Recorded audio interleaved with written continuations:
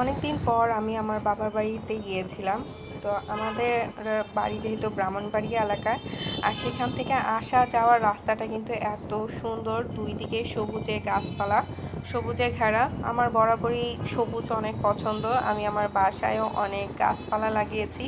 তবে এই সৌন্দর্য আসলে উপভোগ করার মতো। আর এইটা আমি বলায় মানে ভাষায় প্রকাশ করতে পারবো না। আপনারা যারা ভিডিওটা দেখছেন তারা হয়তো বুঝতে পারছেন যে এটা আসলেই মনোমুগ্ধকর একটা জায়গা। আমরা যারা ঢাকায় থাকি তাদের জন্য এইরকম পরিবেশটা আসলেই উপভোগ করার মতো। আর দেখতে দেখতে আমি চলে আসছি বিষ্ণুন্দী ফেরিঘাট।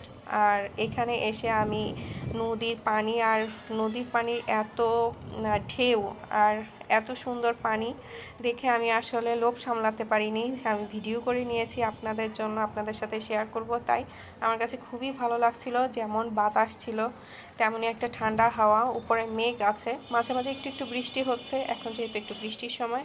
আর সাথে ছিল আমার এই মালাই চা, দাম ছিল মাত্র 20 টাকা, কিন্তু খেতে ভীষণ স্বাদ ছিল।